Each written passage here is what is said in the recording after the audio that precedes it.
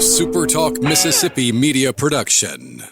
Runners, are you ready? The 15th annual Viking Half Marathon, 10K and 5K will take to the streets on March 28th in Greenwood. Registered now at VikingHalfMarathon.com. Paid for by the Greenwood Convention and Visitors Bureau and the Greenwood Chamber of Commerce. MidDays with Gerard Gibert is on the air. MidDays with Gerard Gibert is powered by C Spire. Power your home or business with C Spire Fiber. To learn more, visit supertalk.fm/C Spire. C Spire Fiber powers SuperTalk Mississippi.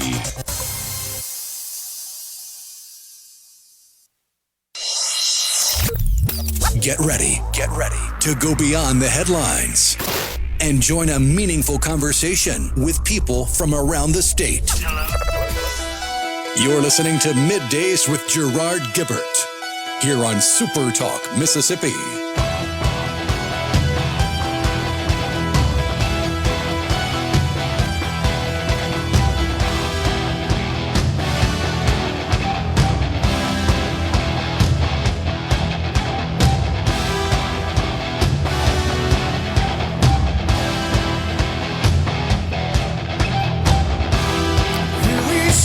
Good morning, everyone, and welcome to MidDays SuperTalk Mississippi.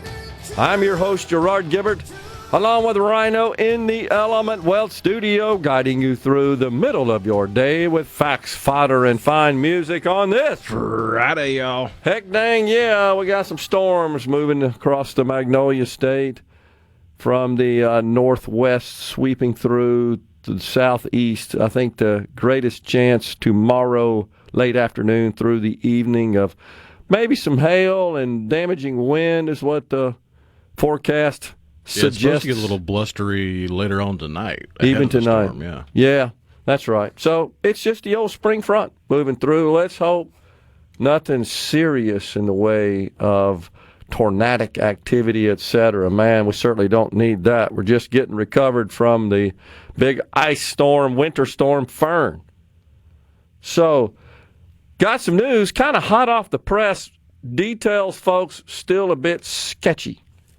And that's down there at the Capitol. The legislature, the House at least, has met.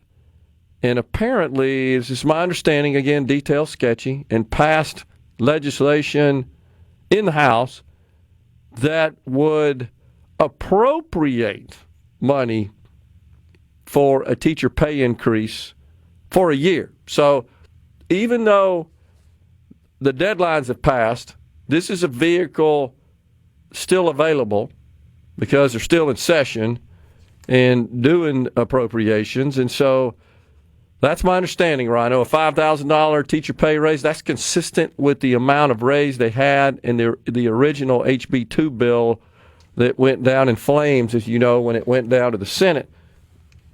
And it also includes, I believe, a $3,000 increase on top of that $5,000 for special ed teachers. And then I think an increase for teachers' assistants, but I'm not sure of the amount. It happened so fast, and the details are sketchy. It's either $3,000 or $5,000 for those folks as well. So apologize, I don't have that. I'm going to see if we can get in touch with Chairman Rob Roberson. He was on yesterday, of course. He chairs the Education Committee in the House, and maybe get some details. But the bottom line is that there was a lot of complaints, I think is one way to put it, out there from many in across the state of Mississippi. In particular, of course, the education community, who felt like they were squared away to get a pay raise. And then you got companion bills that are traversing down there at the Capitol through the various Rhino processions as they are being transported. They're getting pretty tired, I think, the old processioners are, aren't they? the Cyclops or whatever. You always have to remind me, what is it, the main element in the procession there, the main participant? I mean, it depends on which bill we're talking about. If it was HB2, that was the one where you had the bill being carried by somebody on a litter and they were holding it out in front of them, and it was a gilded scroll that the bill was on.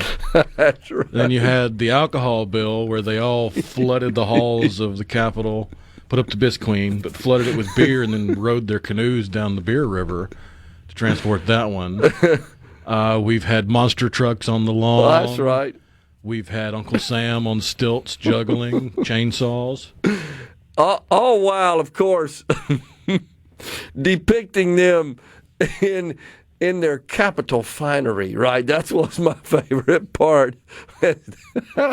Oh, that's so good. It's so appropriate, though, and you have to laugh at it because it really is just kind of unbelievable. I don't know how else to describe it.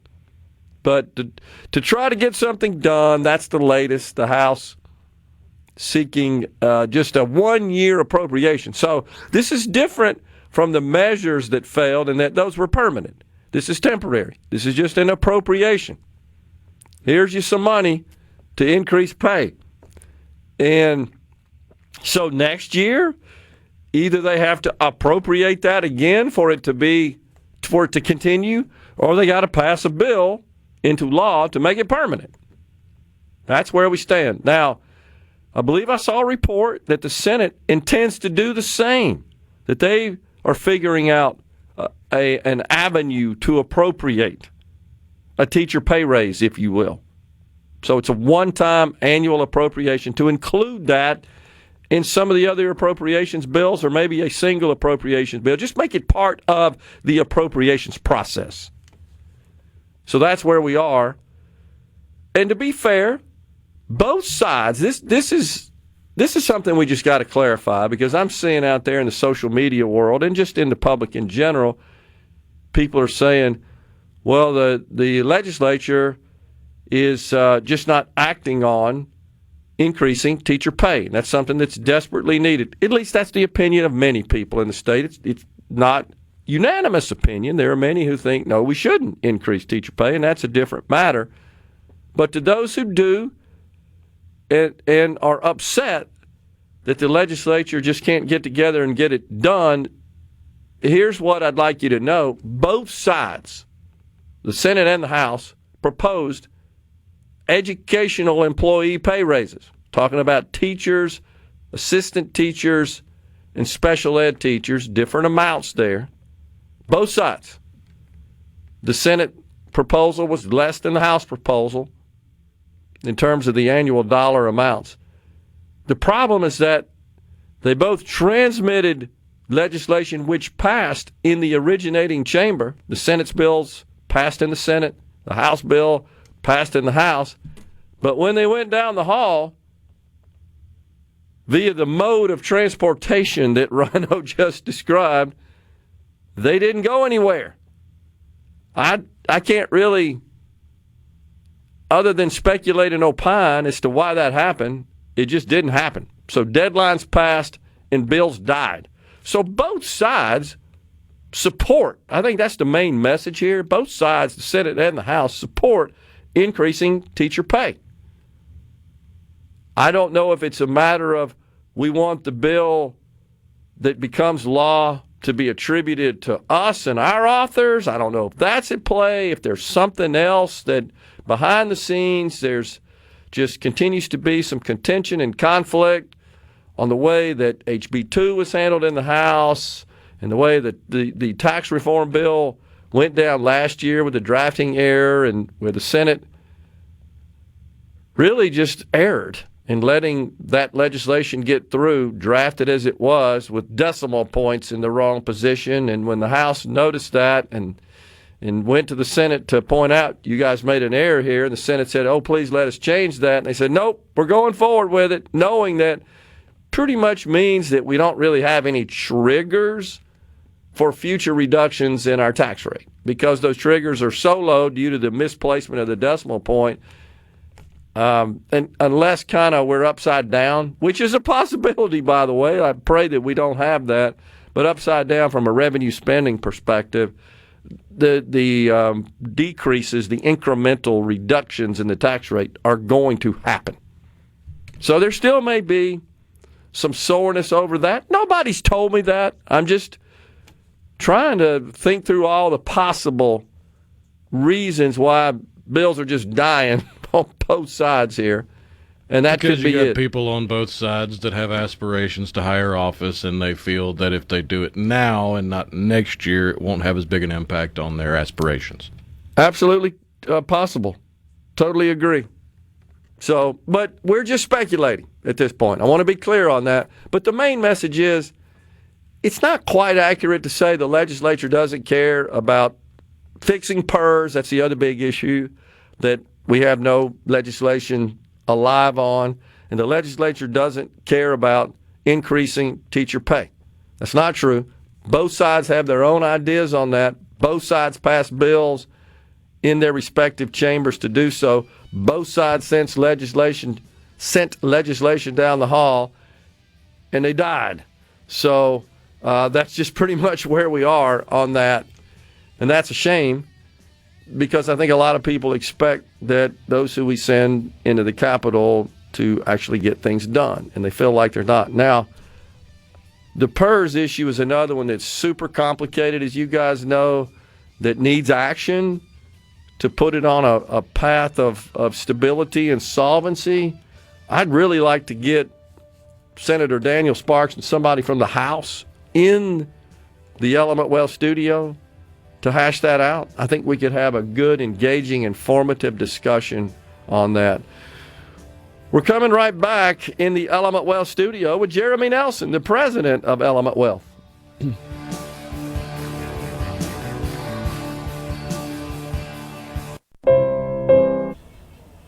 This segment of Middays with Gerard Gibert is brought to you by Covington County Hospital in Collins, where your health matters. Bring it on! Middays with Gerard Gibert. It is on SuperTalk Mississippi.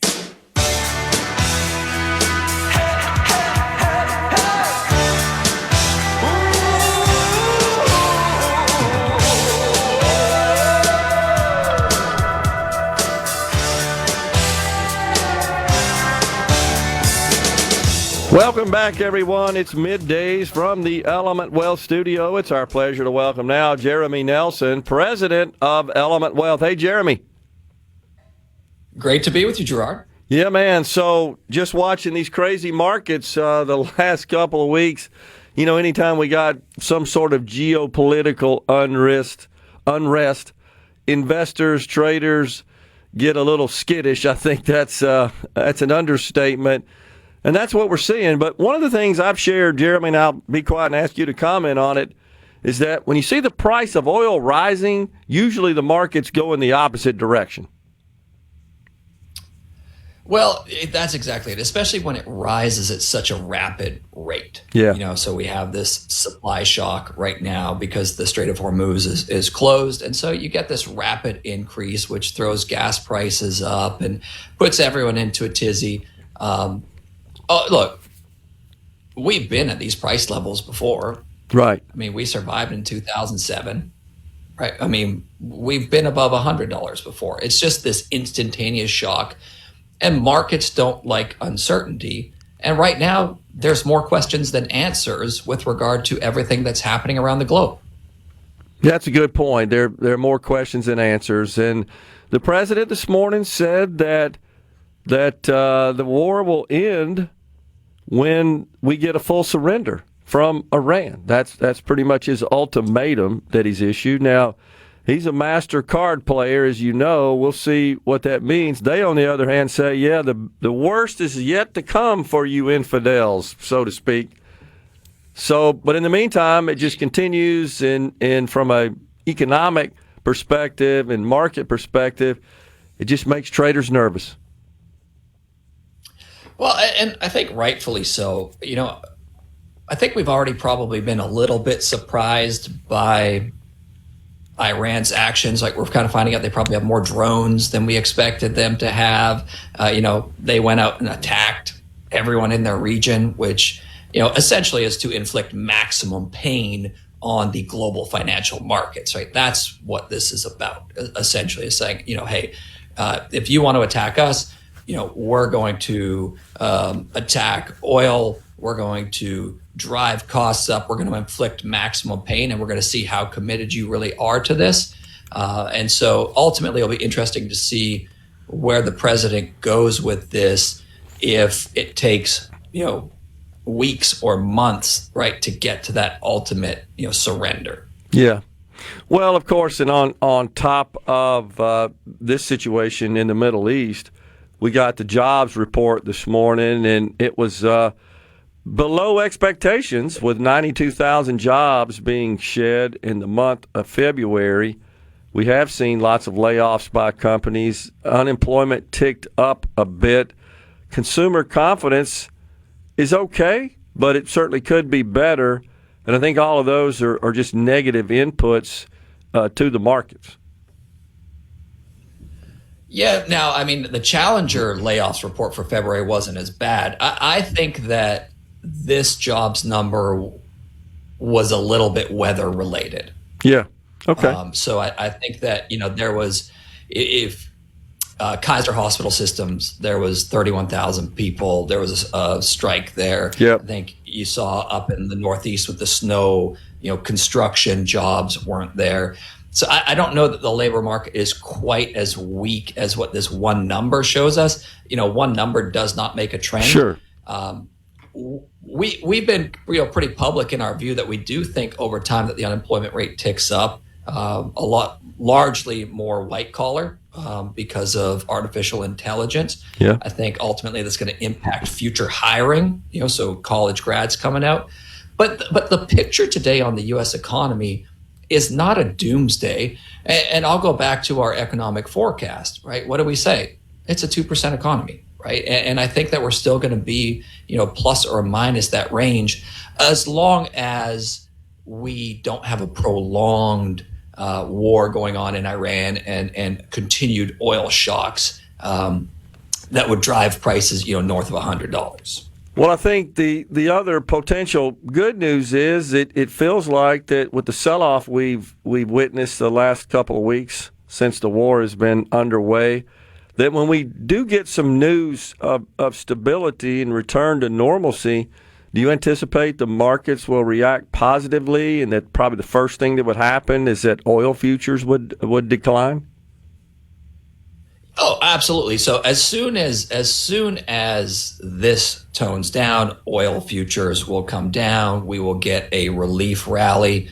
Now, if we look at the rotation that started this year, right, we've seen software services companies getting whacked pretty hard, right? We're in a full-on bear market there. We've seen a rotation away from technology, right? The things that were leading are no longer leading.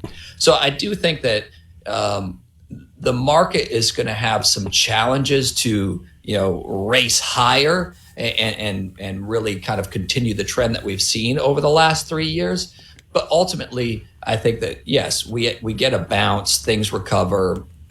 Investors right now, I think, need to be patient. And remember, this is not the first time that we've been through situations like this, right? Absolutely. It happens more frequently than we would like to admit. Yeah. That's absolutely true, but certainly today and for the last couple of weeks, we've seen some sell-off and some rotation, but we're also hearing lots of reports about significant productivity gains across the corporate landscape, across the range of industries. Yeah, that's the big thing, right, is that artificial intelligence is making us more productive. All right. So I don't know if you saw the Citrini report that came out, the doomsday report, Yeah. Look, I'm not necessarily in that camp because there's an opposite report that argues the exact opposite. I think that over time, technology is beneficial and helps grow the economy because it increases productivity. We can create new things. So I'm actually longer term optimistic. But I do think that we're going to see some productivity gains, which is going to be good for corporate profits. It does mean, I think that there could be some more weakness in the labor markets going forward. I think it's this kind of dystopian world where we end up with, nobody working and the robots doing everything. And, it's like that movie WALL-E, where the kids movie where everyone's in space and the robots are doing everything and everyone's just fat drinking Slurpees. I don't think that that's what's coming here. So overall, there are good things that are happening, but they're scary because the technology is advancing so rapidly that it has everybody kind of in this more of a risk-off mindset right now. And when you have stocks that are near record highs in evaluations and you get this news and this unknown, it's natural that markets are going to take a breather and come in a little bit. Right. Yeah, that makes total sense. I certainly get that. The investment that's still being made by these big technology companies, I mean, they're all guiding with just massive capex, and that seems to be concerning investors somewhat as to whether or not they can produce the requisite return to get their investment dollars on all that investment. Well, that's the big question now about these companies, right? They used to be considered asset-light companies, and now they're turning into asset-heavy companies because of all of this capital expenditure that they're having to put into the artificial intelligence boom. And they're taking on debt to do this as well. And so that's really starting to change the metrics on how we view these companies, how we value these companies. Look, ultimately, I think that there are going to be companies that overspend and don't get the full return on it. There's going to be some companies that do. Sure. We talked about it, earlier this year where we kind of like the picks and shovels approach. This artificial intelligence build out, it's here to stay. It is not going anywhere and it's going to move fast. But, investing in like the power generation and the infrastructure around all of this, to me, is a good long-term, green shoot that comes out of this as well. Yeah, I think that's absolutely right. There are lots of related industries that are part of the input into this build-out that are benefiting significantly from this. Yeah, and again, investors have to remember that investing is a long-term game, right? You don't time the market on a day-to-day basis, right? So you have to be patient. There's a lot going on in the world right now. Does it affect how much cereal we eat in the morning? Probably not, right? Is it really going to impact, how much we go out to eat? A little bit, right? Because gas prices are up and that's going to pinch our budgets a little bit. But overall, we're not, the situation's not bearish today. Yeah. Yeah, I'm with you. I just feel like on the other side of this, once we achieve stability, that good times are ahead. Always appreciate you, Jeremy, and appreciate you joining us today with your insight and wisdom on all things related to the markets and investing. Jeremy Nelson, president of Element Wealth. All right. Thanks, Gerard. Thank you, man. Coming right back in the Element Wealth studio.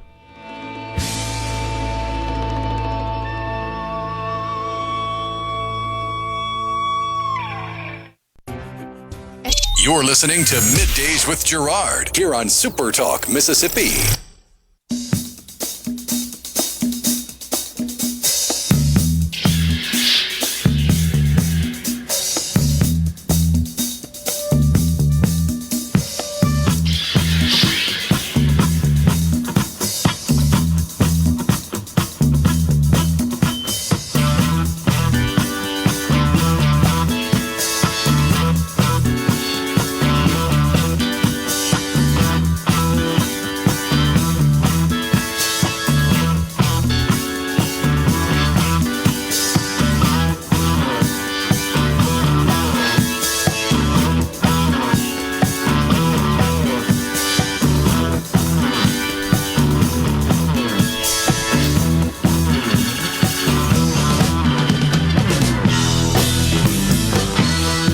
All right, so when I was in middle school, that was one of my favorite bands. That's Rare Earth, of course. Hey, Big Brother, 1971. Underrated group. I just want to celebrate, arguably, their biggest hit.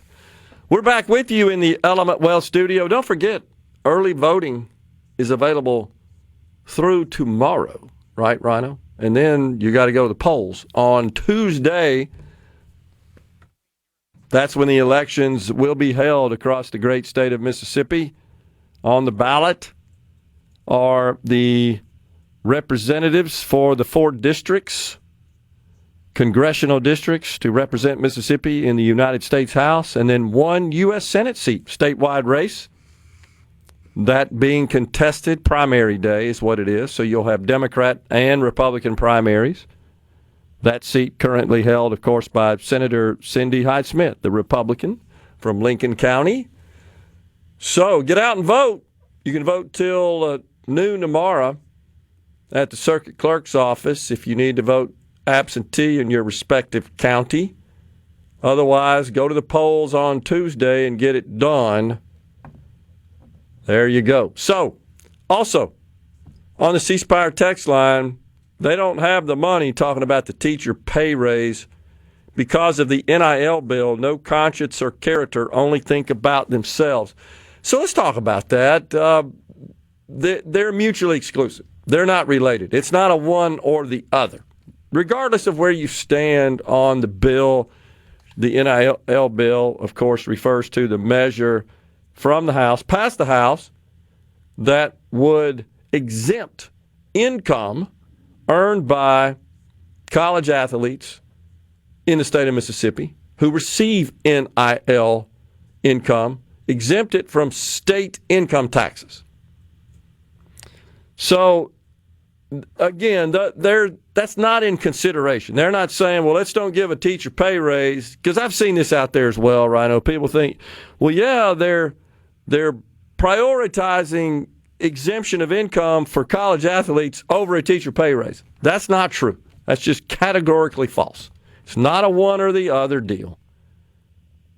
And math is important here, Rhino, as it always is.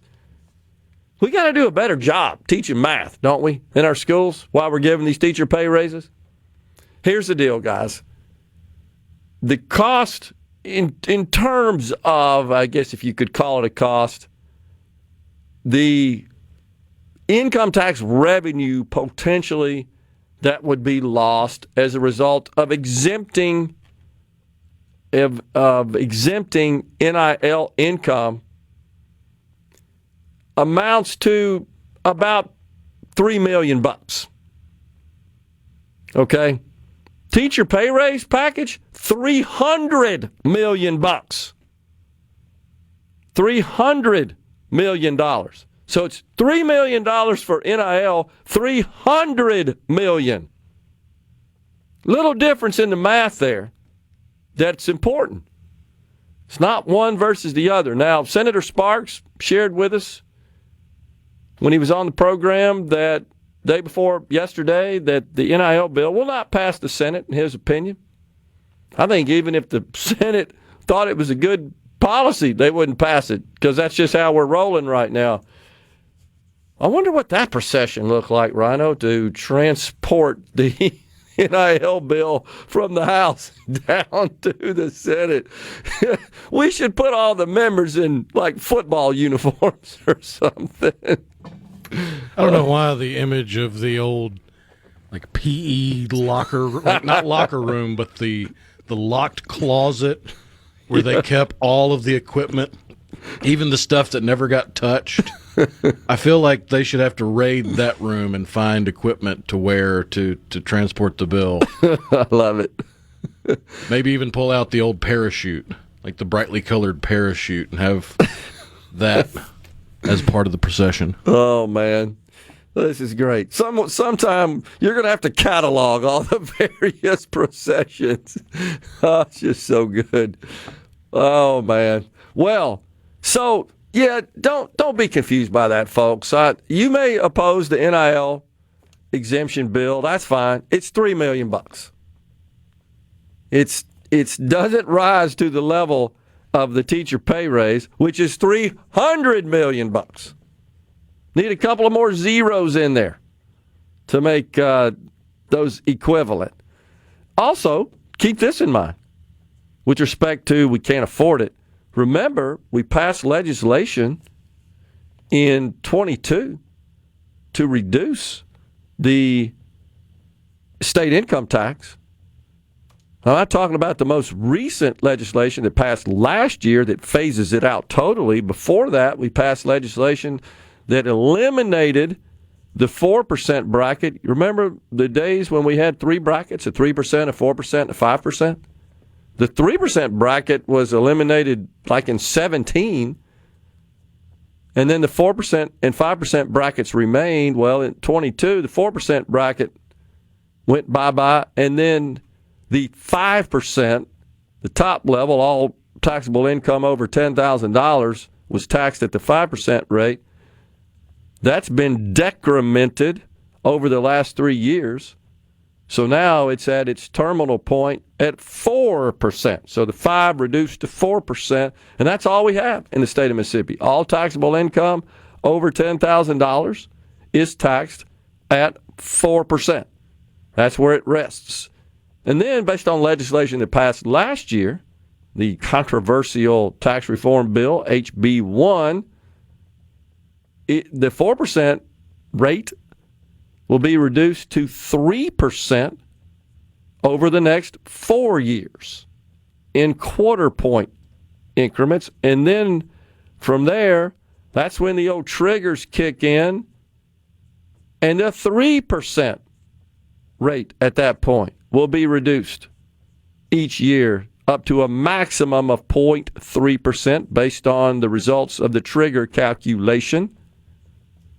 So that essentially means that over the next 14 years, we end up, if all that plays out and the triggers are satisfied and the maximum amount is reduced, we end up with zero. But for right now, this NIL bill means that all the taxable income above $10,000 received in NIL monies would not be subject to the 4%. But I wanted to just share that we reduced the income tax rate by 10% from 4.4 last year to 4 this year. Well, that 10%, if it translates into a reduction of income tax revenue at that same amount, means $220 million of revenue. That's compared to the $3 million associated with exempting NIL income. So it's really not an either or. And I know that it's, from the optics of it, it looks like that. Wow, they had the wherewithal to pass an NIL in the House, an NIL exemption, but they couldn't get teacher pay. So just need to remind you, no, they passed a teacher pay raise bill as well. It went to the Senate. It didn't make it. The Senate did as well. It went to the House. It didn't make it. Both sides support teacher pay raise. We don't know where the Senate stands on NIL. We do know that the House did pass a bill that would exempt NIL income. And I've seen some folks say, well, all income should be subject to tax in the state of Mississippi. But it's not. Regardless of this NIL bill, think about this. Retirement income for decades, not subject to income tax in the state of Mississippi. Should it be? I think most people who receive retirement income would say, no, it shouldn't. And then you've also got the standard deduction, the personal exemption, and the fact that the income tax or the income less than $10,000 once you take out to reduce your gross income by the standard deduction and the personal exemption, that's not subject. So as a single, as an individual, your income's not taxed until you get above $18,300. About double that for a married couple. So that's not really accurate either. Just wanted to throw some numbers out there. Hope we didn't get too wonky on you. That's not my intention. Just wanted to break that down and make sure that it's understood. The legislature overall wants to increase teacher pay. They just have different ideas on how that should be done, and then they just seem to be squabbling a bit, I think is the way to put it there, Rhino. But today, the main news just about an hour ago is the House did pass a bill to appropriate at least 1 year. Coming right back.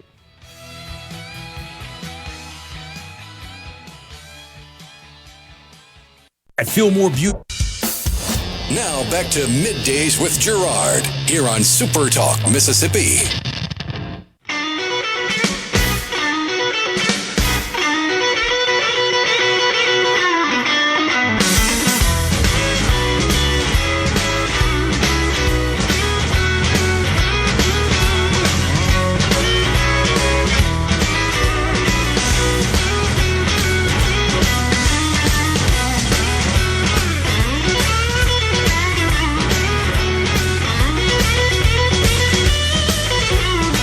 Welcome back, everyone. It's Middays from the Element Wealth Studio. I'm not sure what to make of the jobs numbers, and Jeremy Nelson, who was on with us earlier, I agree with him. You know, these things are cyclical, and they're a snapshot of a period of time. So it's hard to determine whether or not this represents a trend. If it's the same occurs next month, I get a little more nervous, honestly. But in January, we posted a gain of 126,000 jobs. And economists expected a gain this month of 50,000, but instead we lost 92,000. And I'll just make the point once again, Rhino, I don't have a lot of confidence in the government agency that collects this information because they're constantly revising it, as you know. And I'll just make this point as I do regularly on my speaking engagements. I always ask the question, has anybody in here ever been called by the Bureau of Labor Statistics to calculate the labor force participation rate? I've yet to see a person in the state of Mississippi, and I've been to all corners, raise their hand. Who the heck are they calling? Because that's how they determine that metric. They literally call people. Hey, are you working? I can't find a person in the whole dang state that's ever been called. I don't know how they calculate it. Do they just fabricate it, make it up, guess at it, project it? I don't know. I just don't have a lot of confidence in it. That's all I'll say. And you remember last year the president didn't either. He upended the personnel there. And I heard the labor secretary talk about that this morning. You know, I wasn't really crazy about that appointment. Remember, you and I talked about it because she kind of had a more liberal history of being pro-union. I didn't think that was the best pick. Although she was toting the water this morning, I heard her talk about and try to explain why we had such a negative jobs report today. Look, that's her job. I get that. I don't fault her for that whatsoever.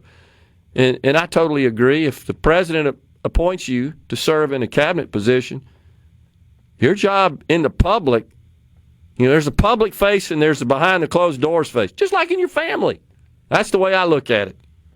That's my view of serving under a president in the administration, especially as an appointed cabinet secretary.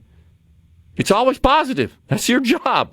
You always got to promote and support the president's policies. Now, if you're a lawmaker, that's different. You should be an independent thinker, and it's okay to dissent and challenge. But when you're appointed and you serve in the cabinet, that's different. To the public. Now, behind closed doors, you need to be honest with the president. And you need to challenge. That's what good leaders do. And I believe the president allows that. But to the outside world, you've always got to project positivity and optimism and support for the policies. Otherwise, go get another job. And I think the president made the right decision in reassigning Kristi Noem. She didn't have a good week.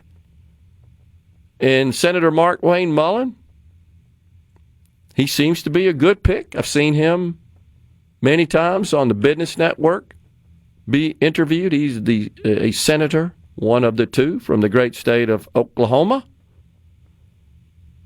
So, I don't know. I just don't have a lot of confidence in the Bureau of Labor Statistics information. It's just hard to get there when it seems like every dang month, we got to revise what we told you. And it's not little bitty revisions, it's major revisions. Like, you only missed it by that much, as Maxwell Smart used to say. That's what I feel like. Or Bob Euchre, just a little bit outside. Yeah. No, you missed it by a lot. John and Pontotoc talking about the NIL exemption, NIL income exemption. One playoff or Sweet 16 covers lots of taxes. Now, I agree with you, John. In that respect, there is a macroeconomic dimension to this.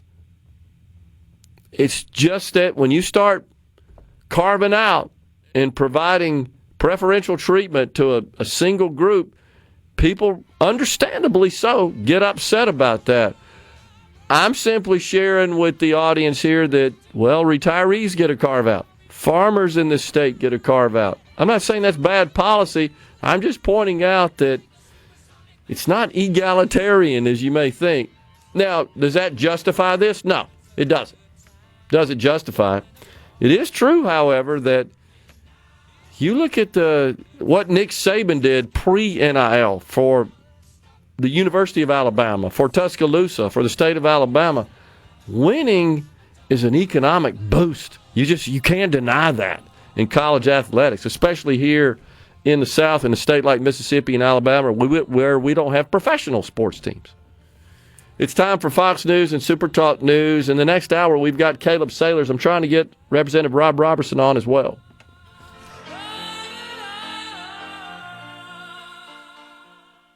Hour of Middays with Gerard Gibert is brought to you by the Mississippi Business Journal. Visit msbusinessjournal.com. Scott Coopwood, publisher and president. Welcome to the show that challenges you to think deeply, and look beyond political posturing. You're listening to Middays with Gerard Gibert here on SuperTalk Mississippi.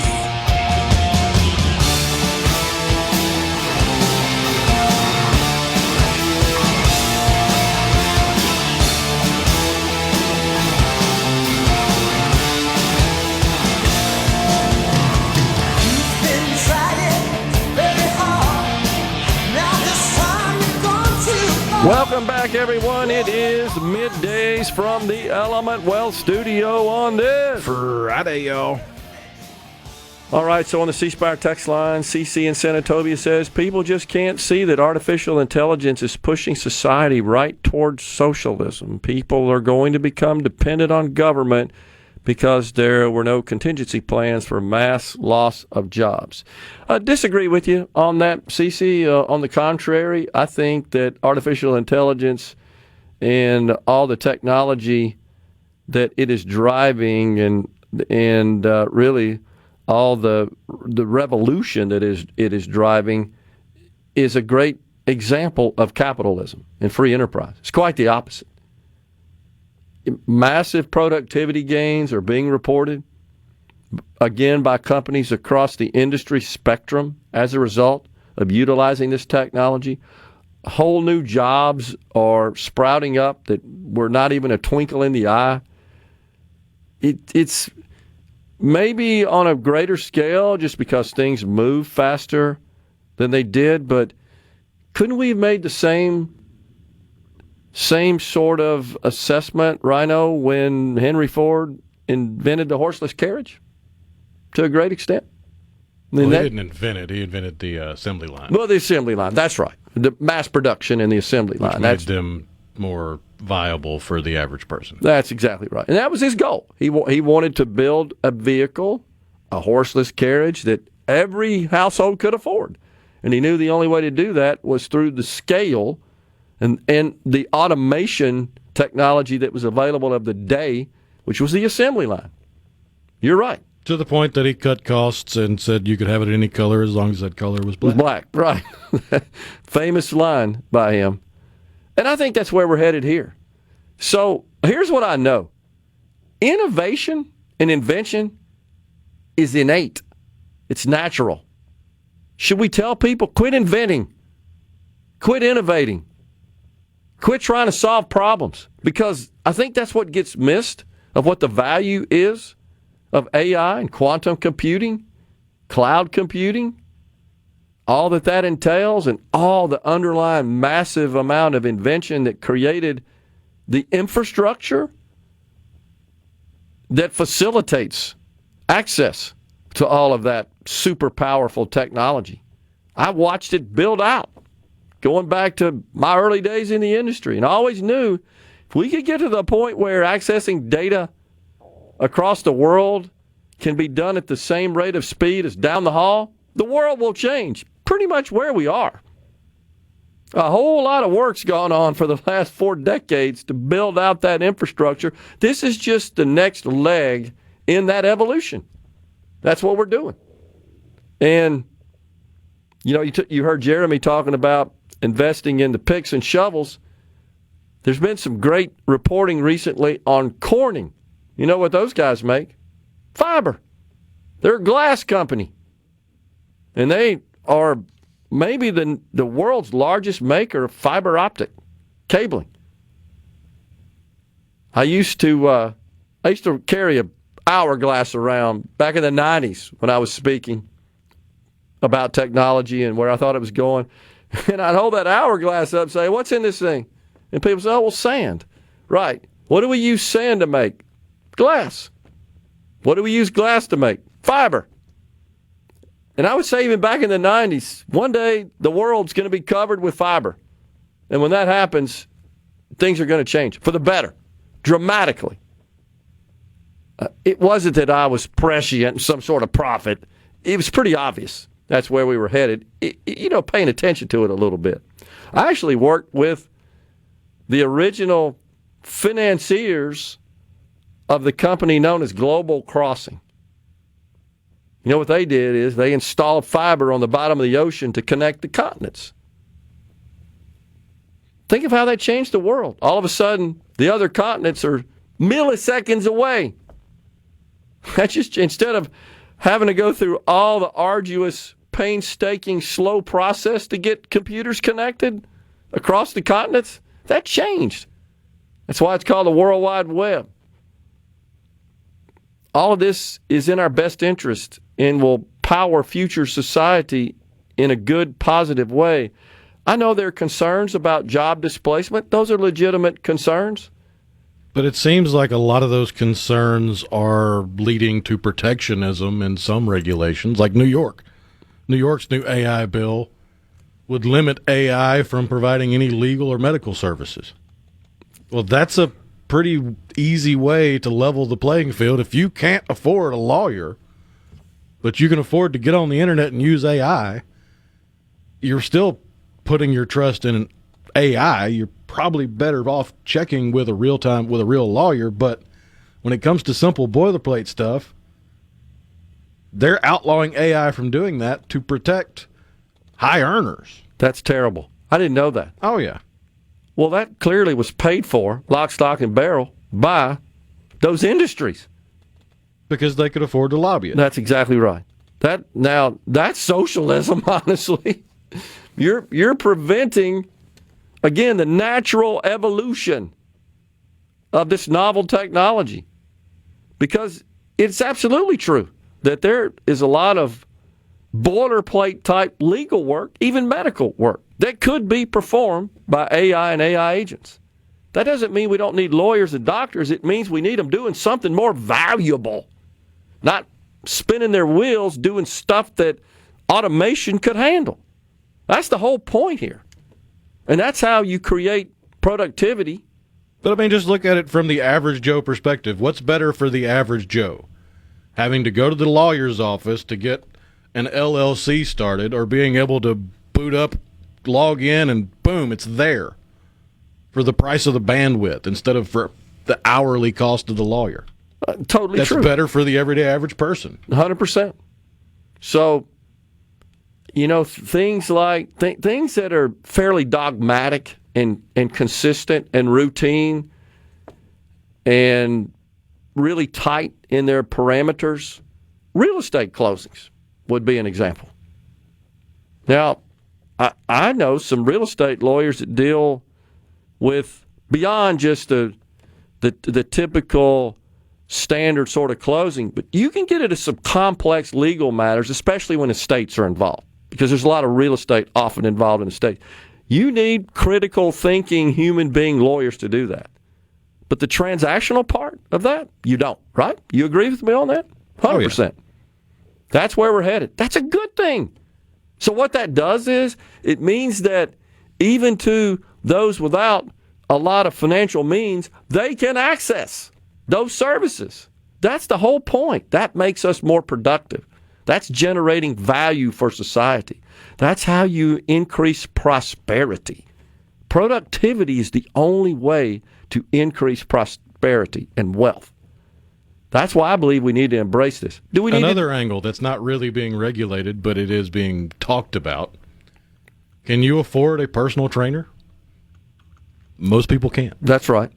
Most people can't afford to have somebody build them a workout to do whatever they're trying to do, to lose weight, to gain strength, to lean up, to whatever. AI can do it.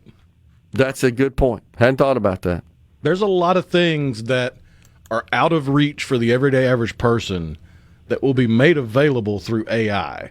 And there are a lot of jobs that AI simply can't do due to our lack of power density. That's exactly right. So the fears of AI taking large swaths of jobs away from Americans is overblown. I agree, and I believe that as well. And so what you're seeing, though, is the companies that are laying people off, to a great extent, that's cyclical. Companies lay people off all the time. They build up their workforces. I think a lot of this happened in the post-COVID era, and now we're sort of starting to get back to normal, stable, and they're shedding some jobs. But there are still plenty of employers out there that say, yeah, I can't find people.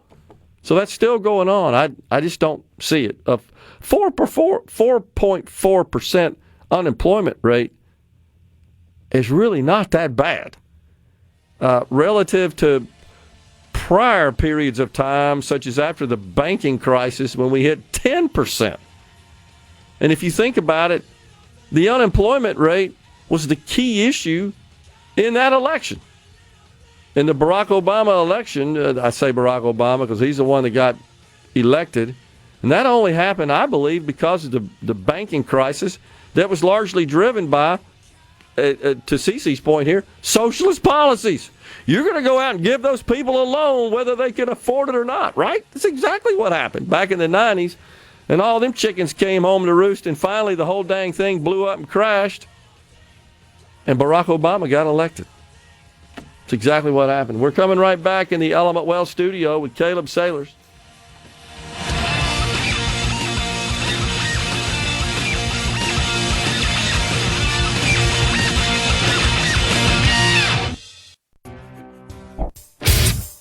You're listening to Middays with Gerard Gibert, here on SuperTalk, Mississippi.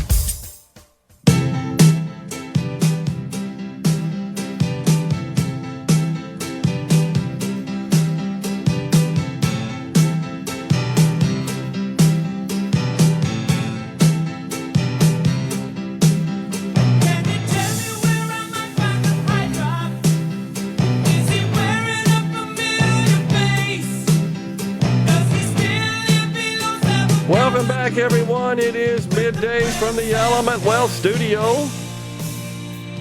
We now welcome Caleb Sailors, Multimedia Journalist, SuperTalk Mississippi News.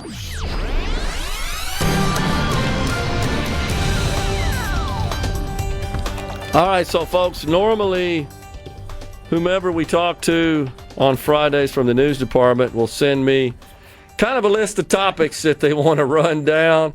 And Caleb just said, well, it's pretty easy. We don't really we got plenty to talk about today, Gerard. I wanted to kind of come in here and lead with something fun because Jeremy Nelson was talking about Wally and stuff. I was like, well, good grief, how do I follow that up? But there's a story that'll be coming out on SuperTalk.fm later today. We had penguins hatch in the state of Mississippi.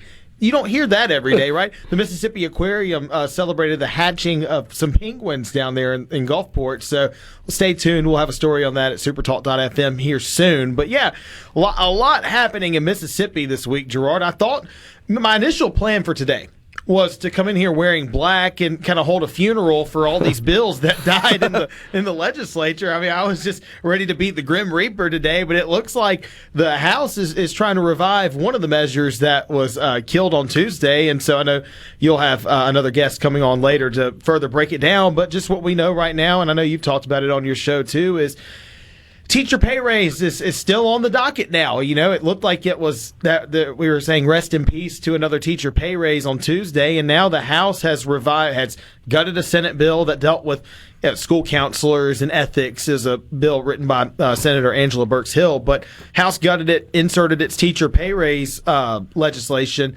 a $5,000 teacher pay raise, $3,000 for assistants, an additional $3,000 on top of the bonus for special needs teachers, yada, yada, yada.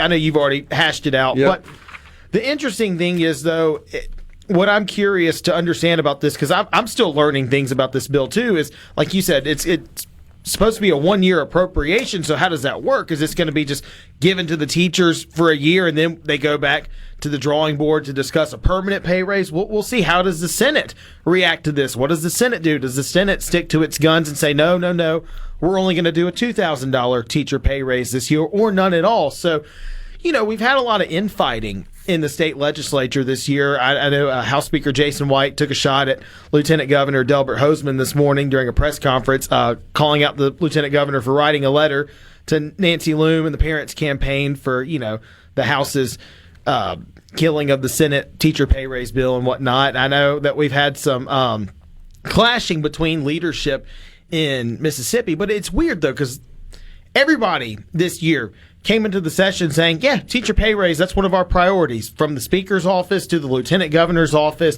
and Governor Tate Reeves would sign it into law. So it's weird to see where there is this consensus opinion, it's being marred by side fights. And I don't know exactly what the underlying factors are that are causing these bills to get kiboshed, but as I said earlier, both sides support a teacher pay raise. Right. They both had legislation that would have increased teacher pay. Different amounts between the Senate and the House, but they both support the concept, at least. And that's what conference is for. So they can get bills to that point. That's exactly. It's like you both agree on this. You both pass legislation in your own respective chamber unanimously, right, with no dissent, saying, yeah, okay, this is common sense, let's do this.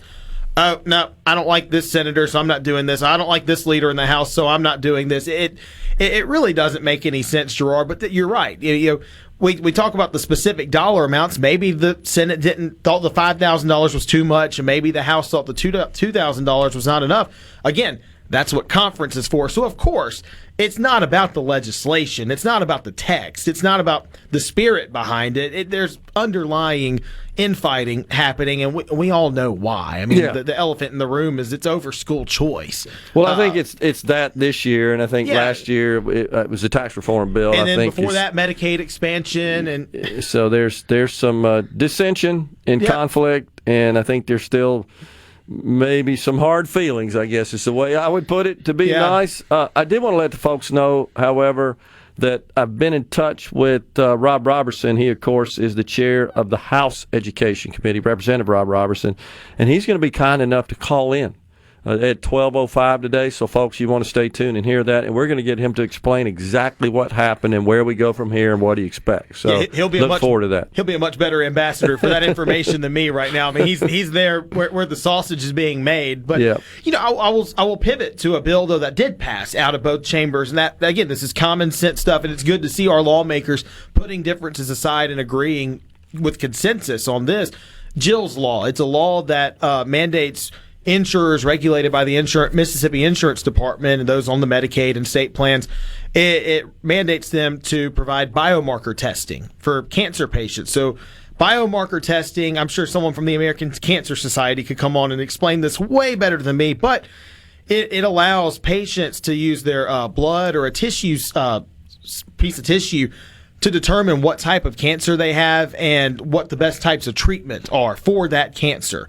It's common sense stuff. So the bill was named after Representative Casey Urey's widow, Jill. Right. And she used biomarker testing in her battle with cancer, and it helped her tremendously. It elongated her life, I believe, and then it helped her have a more comfortable lifestyle up to the point of passing. But this passed with consensus support in both chambers, and now a bill is on Governor Tate Reeves' desk, and I don't think the governor's not going to sign this. I think he'll sign this into law, and that's a good thing. So we have the bad and the ugly side of the legislature, where you see the infighting manifesting and growing, and then you see where no. Okay, we're gonna put our differences aside here and help cancer patients. Yeah, I agree. I think it's good legislation. I'm glad to see that make it across the finish line as well. Have you been tracking this bill that I think was authored by Senator Harkins, and it deals with unions and economic development projects that receive assistance from the state.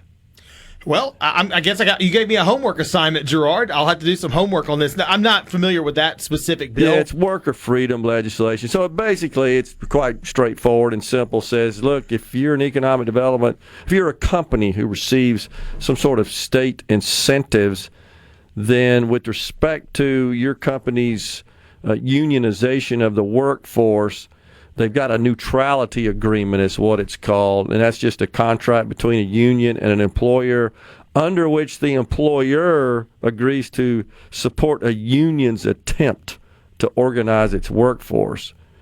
So we would be the first state in the country to ban these neutrality agreements.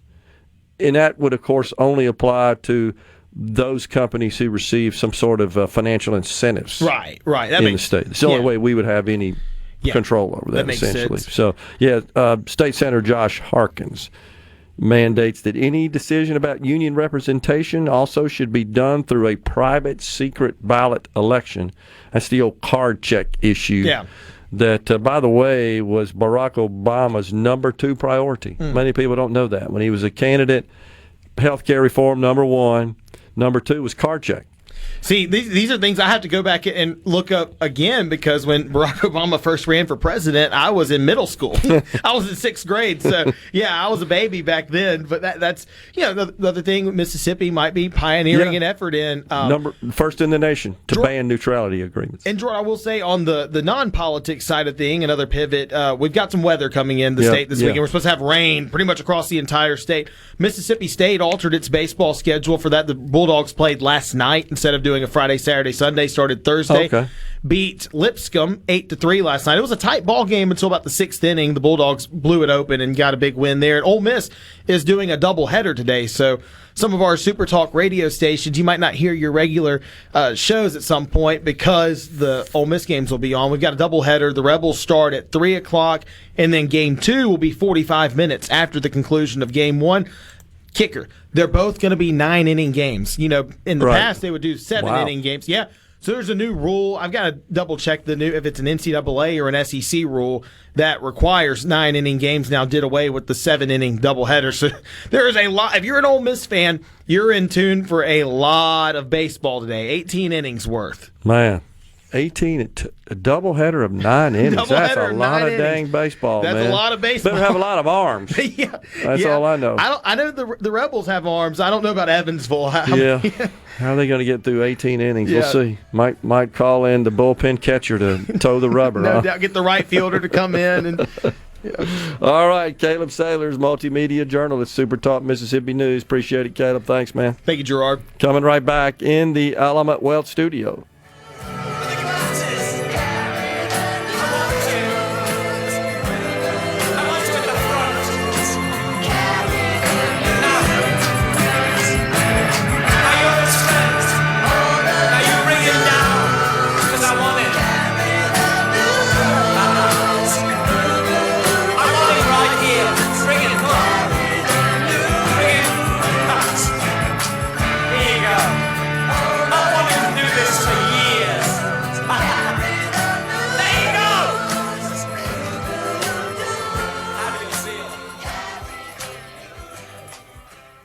From the Sebring, Middays with Gerard Gibert. Let's do this.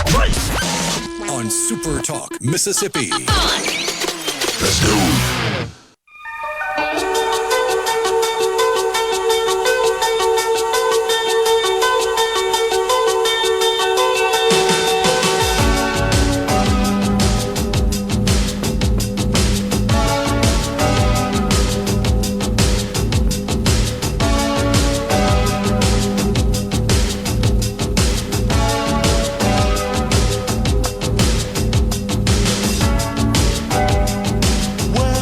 Welcome back, everyone. It's Middays from the Element Wealth studio. CC says, you saw that, Rhino, just imagine how much dumber people are going to be when they become totally dependent on AI. They'll just stop thinking for themselves and let AI answer everything for them.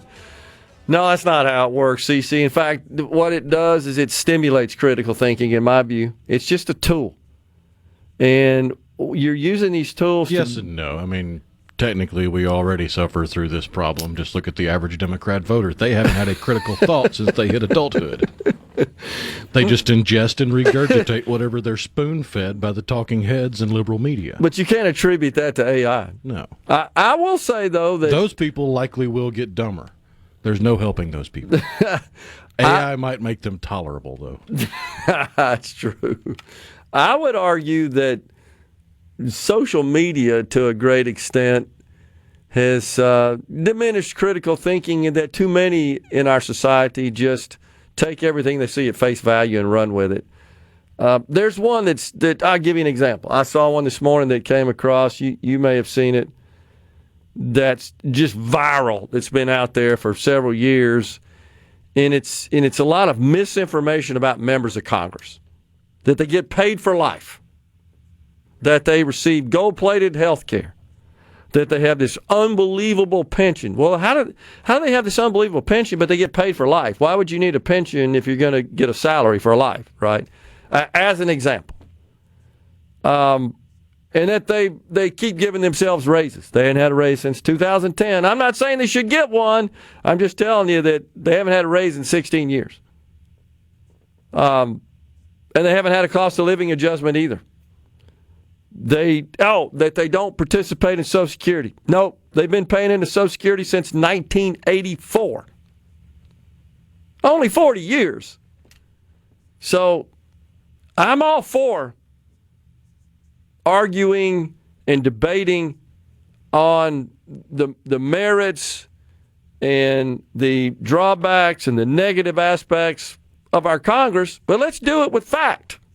Let's underpin it with fact. 99% of what's in that viral message is not factual. It's just not. And until we put the facts on the table and have an honest civil debate, we ain't solving any problems. You can't solve a problem when you start with an assertion that's just wrong. You put an argument out there to debate, and the argument's just flawed because it's erroneous right off the bat. Let's get the facts out there. You can postulate by doing a little research and making sure that whatever you assert, whatever you pronounce, again, is grounded in the truth. That's what we should seek. So I'm not defending our Congress, but I'm just explaining what's truth and what's not. They do contribute to Social Security. They do not get any special health care. In fact, by law, they get their health care in the Obamacare exchange. By law. That was a sleight of hand snuck in there by Senator Grassley before the bill was voted on, an amendment, one of those deals where they didn't even know.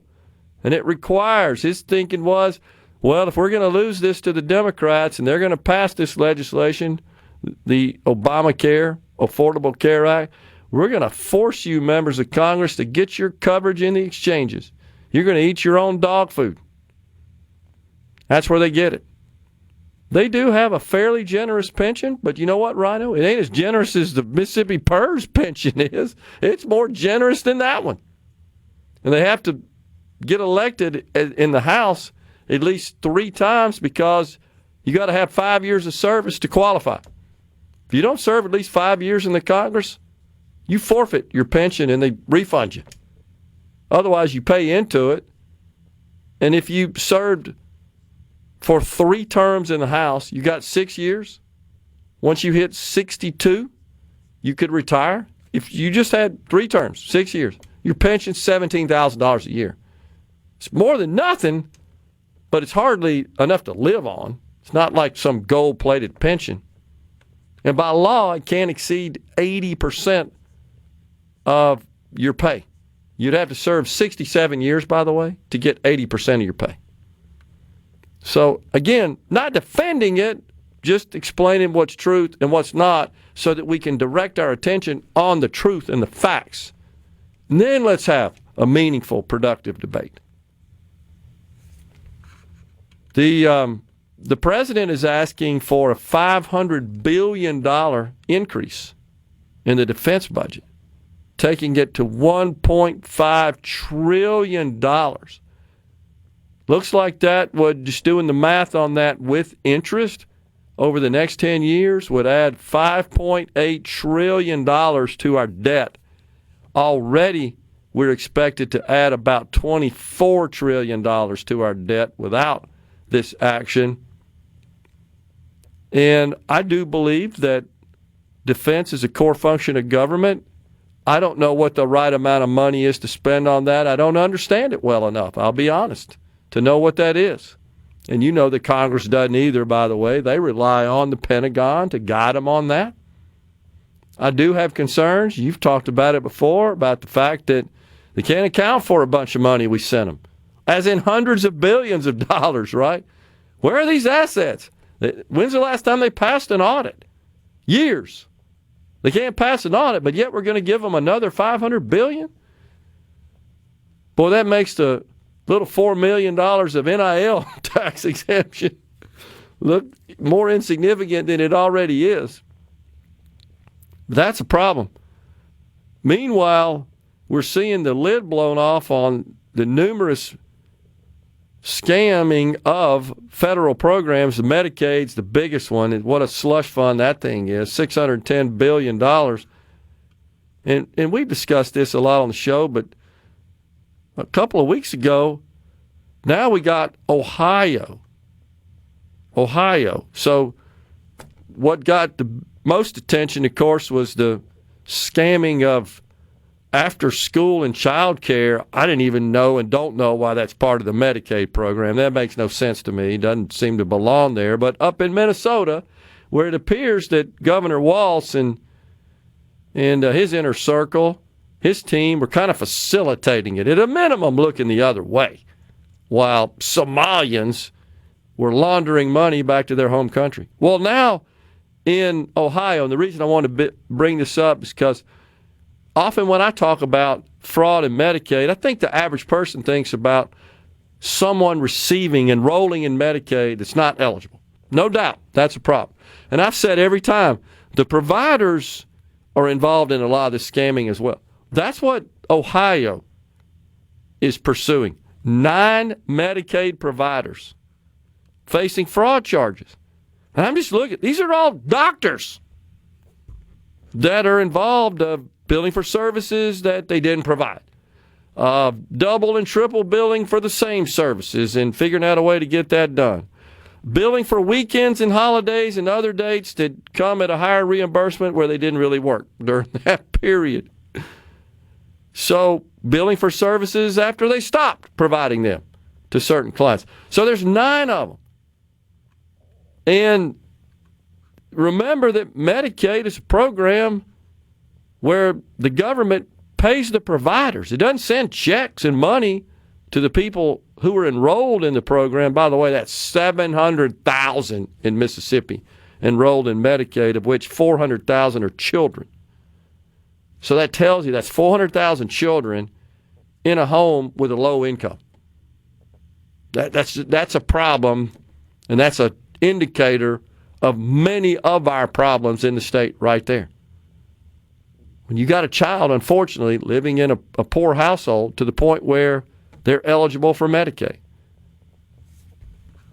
So I'm glad to see that the state of Ohio, the Attorney General, is pursuing this and going after these fraud charges. Of course, it's both federal and state money involved.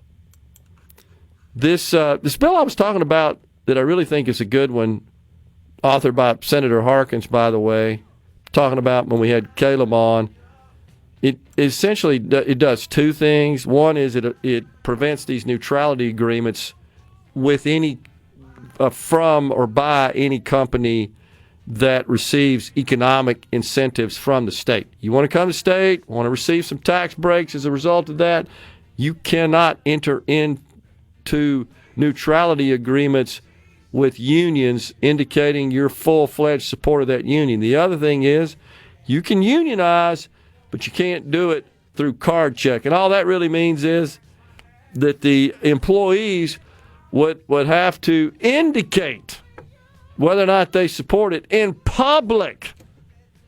And a private vote would not be allowed. And you know what happens is the union really bullies these people. Coming right back in the Element Well studio. Poly up a minute. Are we going to do this? Middays with Gerard Gibert. Keep rolling. 3, 2, 1. On SuperTalk Mississippi.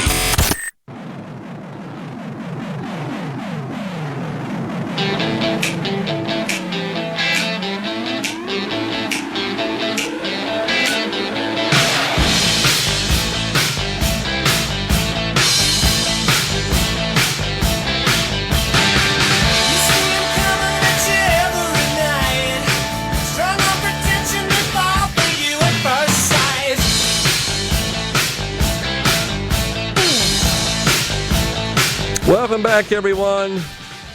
We're in the Element Wealth studio. Dan in Hattiesburg says, I hope they don't go to extra innings talking about the doubleheader being played.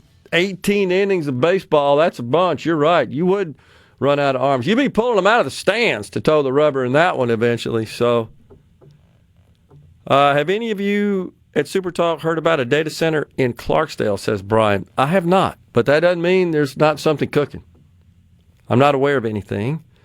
Ken in West Point points out, going to be harder to find firefighters and police officers in the state of Mississippi, and AI can do neither one of those jobs. Thanks for the legislature there. So, again, Ken, keep in mind that both sides had legislation that would have reformed Tier 5, allowing first responders to retire at any age with down to 25 years of service. And both also made some other changes, return to work changes. Well, the Senate did at least. I'm not aware if the House did, but the Senate had legislation. So they're aware of the issues with Tier 5 and certainly with respect to our first responders, and attempted to remedy that. But, again, it's not a matter of the members of the legislature supporting these reforms. It's a political matter. It's that the House and the Senate just don't seem to be able to collaborate on this issue, just like the teacher pay raise issue. So someone also asked if the Senate was going to pass legislation. Yeah, Jeff in Grenada, did the Senate introduce a new teacher pay bill? Thought I heard something. So, same deal. They are planning, Senator Dennis DeBar has indicated, he chairs the Senate Education Committee. They are planning to pursue the same avenue of just a one-year appropriation. Because at this point, it looks like getting anything that would make a permanent pay raise is off the table. Would you agree, Rhino? Because the deadlines have passed, and though they can suspend the rules, remember that in the Senate, we got to have supermajorities in both chambers to suspend the rules. And because of redistricting and special elections we had last year, the Republicans no longer maintain a supermajority in the Senate. So it's not clear whether or not, if all Republicans voted to suspend the rules to take up this legislation, any Democrats, which they would require at least one, would align with them. They may just say, nana, nana, boo-boo, Republicans, you fix your own mess, right? You know, that's how the politics works. So both sides have said, okay, we're going to appropriate, and that's why we got Representative Rob Roberson joining us after the break at the top of the hour to clarify all this for us and tell us exactly what action the House took today. Yes, the Senate's planning on similar action. It is our understanding based on a statement from Senator DeBar. So that's kind of where we are on that. John in Pontotoc says 400,000 children, most in one-parent homes. No doubt about it. Talking about the number of children enrolled in the Medicaid program of the 700,000. By the way, it's 75 million nationwide in the Medicaid program, about 45 million in the Medicare program. So You got a whole bunch of people enrolled in government insurance. 120 million people in the country get their health care insurance from the government. That doesn't count TRICARE, of course, for our military. So it's a bunch. On the ceasefire text line, it's a policy matter. If it were important enough, legislation would have passed. I refuse to accept that they believe it's good policy, but it failed. No, I do believe it's good policy. I'm sorry. I've just had too many conversations with too many of them, and if it weren't the case, it wouldn't have passed, respectively, in each chamber. If the House didn't think that a teacher pay raise was good policy, they wouldn't have passed a bill to do so, to increase teacher pay. Same for the Senate. It's just some squabbling we have going on between the two chambers, in particular at the leadership level, which is precluding this legislation from becoming law. I don't think it's over yet, and I think that's what you're going to hear from Representative Rob Roberson, that maybe what we do right now is appropriate to increase teacher pay at least for a year and then deal with it either in a special session to get something permanent done or next year. I know passing a chamber doesn't make it law, but it does indicate their support. That's the point I'm trying to make. I mean, they know once they pass it out of a chamber, the intention is for it to go to the other side, get passed, go to the governor, and become law. They're not passing it saying, here, Senate, from the House, please kill this thing. The Senate doesn't say, here, House, here's a bill, please kill this thing. No, they support it, no question. Fox News, SuperTalk News, then Representative Rob Roberson.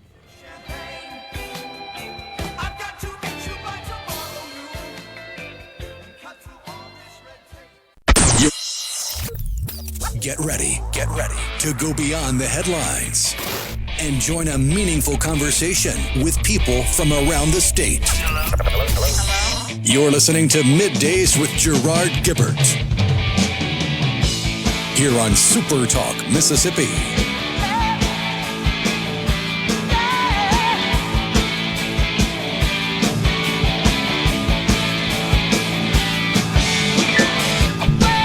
Welcome back, everyone. It's hour 3, the afternoon portion of MidDays, live from the Element Wealth studio on this Friday, y'all.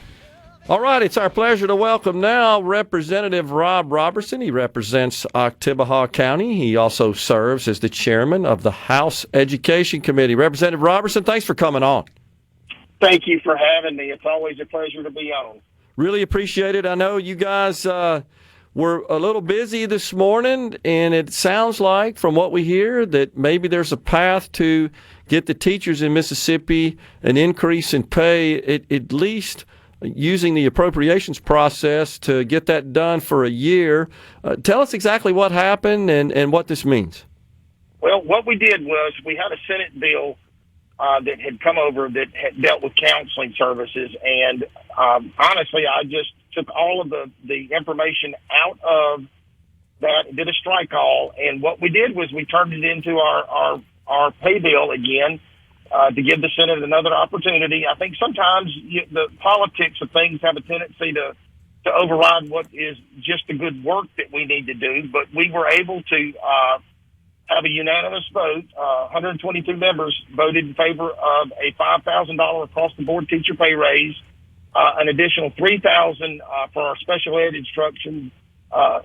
instructional teachers, and then something that we added to this particular provision was a assistant teacher $3,000 pay increase as well. And then we had some PERS fixes that needed to happen. These were things that last year when we came in, I think that everybody was so concerned about trying to fix PERS that we may have threw the baby out with the bathwater, so to speak. So we were able to come in and try to fix those issues as well, where we are reducing the 35 years back to 30 years for everyone, and also taking our first responders back to 25 years. And some people may ask, well, why did the first responders go back to 25 years? It's the type of work that the first responders do. There's a lot of physical parts of that, and we wanted to make certain that we were treating them as fairly as possible, especially in the physical aspects of what they do. So we were able to do that in this particular bill. Another thing that we were able to do is give the pay increase for the attendance officers. We reformulated that. It's about a $5,000 increase, $5,000 to $7,000, depending on where you are on the scale. But the officers that we've got plugged in for that system is set up to where now we're going to use them as coaches in the school system to help encourage these kids instead of being punitive and reactionary. These are going to be people that go out here and help our attendance numbers grow and hopefully in a positive direction. Another thing that we were able to do was take our we had something that we had called the District of Improvement for Teacher Stabilization Supplement Program.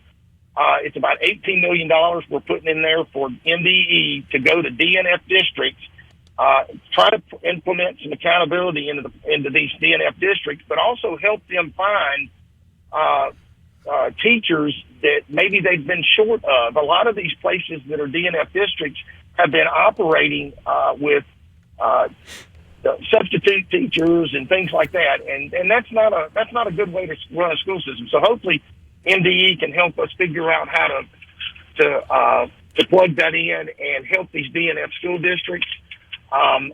And one of the other things, we actually had supplements for occupational therapy, speech therapy, and our school psychologists in there, so that we can help get them plugged into the supplemental program as well. And we did a payroll fix for teachers so that they will get their payroll. At Christmas, we've had a problem with some of our teachers not getting paid for an entire month. And we fixed it to where that the school districts can make certain that they're getting paid monthly instead of getting a lump sum at the end of December and then not being paid for January. So we were able to fix some of that in this bill as well. The intent is to give us an opportunity to revive this. This is kind of the Hail Mary that we had, and luckily the members on the House were very excited about this and wanted to be able to do this. This bill was something that we've been talking about, trying to figure out a place to put it, since both bills died on the House and the Senate side, and this was what we were able to do. So I'm excited about the potential that we have here. I just hope that the Senate sees this as an olive branch moving forward, and let's hopefully be able to get to a place where we can work together. Yeah, so, I mean, this is kind of a rabbit out of the hat, right? Because we sort of thought that after the deadline passed that these bills were dead, and that's what all the media was reporting. And from a permanent fix perspective, they are. This is still temporary. Now, is that the same with these PERS fixes, Representative Roberson? Is this permanent? This will be, if this passes the Senate, this will be permanent. The way we've done this will be permanent. Okay, so I misunderstood that. This is actually taking statutory language and fixing the statute and plugging this in. Now, there was some conversation about doing this through the appropriation side of this. Right. Correct. So we just basically said, if we're going to do this, I want to change this from a permanent standpoint so that our teachers know that we're serious about this. And listen, I believe the Senate is serious about looking at this. I have every hope. Agree. That they're gonna take this up, and we're going to be able to pass this on both sides.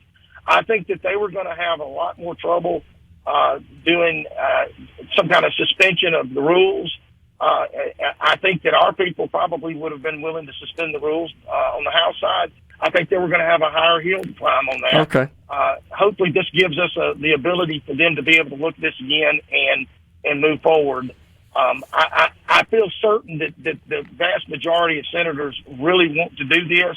Now, we may be in conference over this. We may have to have a conversation about some of these things.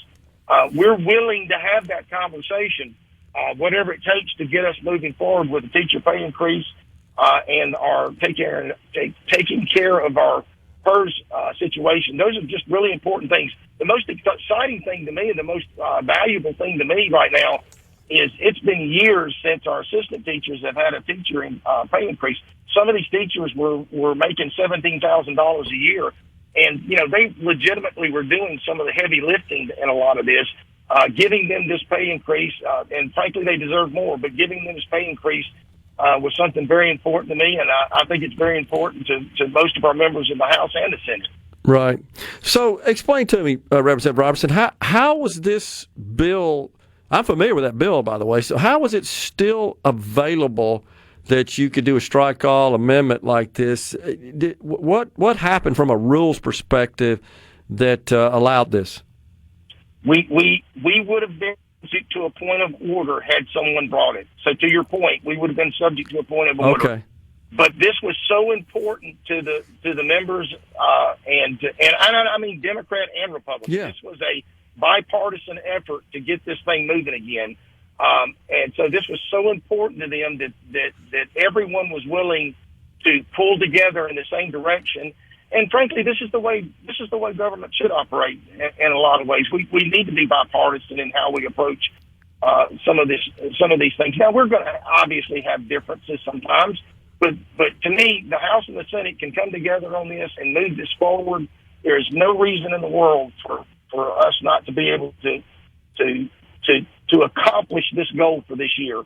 I mean, sometimes moving legislation through both houses, it's hard work and it can be difficult, but that's why people send us to Jackson every year to get the hard work done, and that's what my intentions are.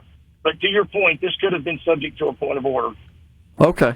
All right. So if someone were to call for that, then you would not have been able to implement this measure and pass it as permanent legislation, right? You would have. That is correct. Okay, you'd have been back to trying to figure out how to do some sort of temporary appropriation. So it's our understanding that, as you indicated, the Senate plans to offer something through the appropriations process, which would be, of course, for 1 year. Why wouldn't they try to do something that's permanent in nature, using the same vehicle that you guys did, which is just do this, hoping that nobody calls to a point of order? I think sometimes maybe the political dynamics at play here may have put them in a situation where maybe they didn't feel like they could accomplish it. Okay. I don't want to speak for them. Sure. I certainly don't want to throw a dispersion that they could do it. There may be reasons that I may be unaware of that they just weren't able to accomplish it. But I know that from our standpoint, we have every intention of moving this forward. Okay. I do believe that there's the wind is at our backs to make this happen, and I'm very hopeful that this will happen in the Senate as well. All right, we got a break right here. Can you hang with us for another segment to talk? Yes, sir. Yes, sir. Great. Absolutely. We got Representative Rob Roberson on. Stay with us.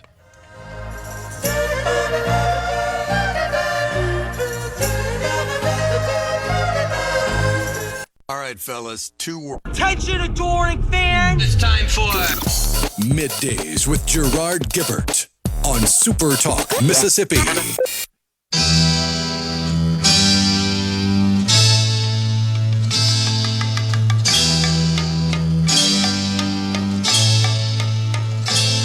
For your love.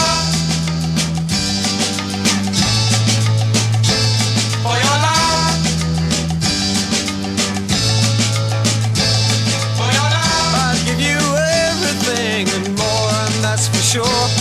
We're back with you in the Element Well studio. We're talking to Representative Rob Roberson. He's been kind enough to join us with short notice today to provide an update on what went down in the House this morning with respect to the teacher pay raise issue and also the public employees retirement system.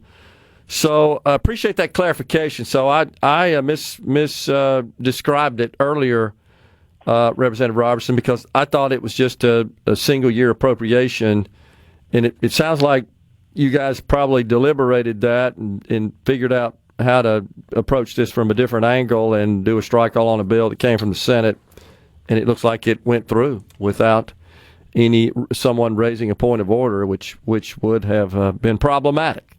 So it would have been very problematic, yes, sir. Okay, so that's headed to the Senate. It looks like the Senate is poised to pass something that would just be a 1-year appropriate, or include that 1-year appropriation for a teacher pay raise in that bill. But I don't know that you could include PERS provisions through that method in the Senate. Could you, Rob? I think it's my opinion that this bill would be treated like any other bill, assuming that they don't have a situation where somebody could bring a point of order on it. Okay. And my argument will be to the Senate is that there have been things that we've done in the past that are unusual, and I'm not arguing that this is not unusual. But the bottom line is whether or not this is important to the people of Mississippi and the way we say we want to accomplish something. And from everything that I have seen from the Lieutenant Governor's office and everything, he seems to be in favor of all these things. So my argument would be, let's make this happen. Okay, gotcha. So I guess the other thing that you're informing me of that I wasn't aware is that you also included the provisions that address some of the concerns with PERS as part of this process as well. Okay. And that, of course, because it's going through the same process, would also be permanent. Of course, the big issues there that you mentioned are the number of years required to retire at any age in Tier 5. That move from 30 to 35, you're pulling that back to 30, right? And then with respect to first responders, going down to 25. Is that correct? Yes, sir. That's correct. Okay. I had the opportunity to show how important this is. I had the opportunity to go visit right after a session today. I went to the UMC. There's an officer that was injured, and if anyone doesn't understand how important it is to back our law enforcement up and give them the most we can, I beg you to look at the people that have been injured and hurt and harmed. We need to do everything we can to support our law enforcement. It was really in my face earlier today that I have a young man that's from my community that, I mean, he's fighting for his very life, and he's fighting for his ability to have any normalcy in his life. And I really want to reiterate to our senators, please help us get this done. I know that sometimes we have a tendency to get in our own political agendas, and we have a tendency to get in our own egos. Let's stop this. Let's get this done. We can get this done. There's no reason in the world we shouldn't have gotten this done already. Let's give this one more shot and make this happen. Yeah, and I believe your sentiments there, Representative Roberson, are consistent with those of most Mississippians. They feel, you've heard it, they feel a little frustrated that politics is getting in the way of good policy, and that maybe there's also some squabbling over attribution. I don't know that that's the case. Nobody's told me that, but I know that happens in your world in the Capitol, and I think that those are some concerns.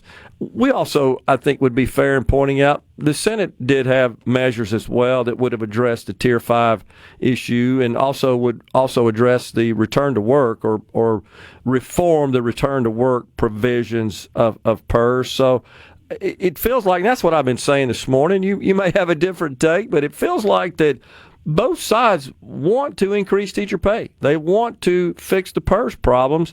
It's just a matter of getting together and getting something that you guys can live with and get it to the governor. I agree, and the bottom line is the days of us getting into contest to who's going to pass what bill, that needs to end today. I agree. I will give my word that I'll work with anybody that will to make this happen, and that's where my head and heart is. Let's just get this work done.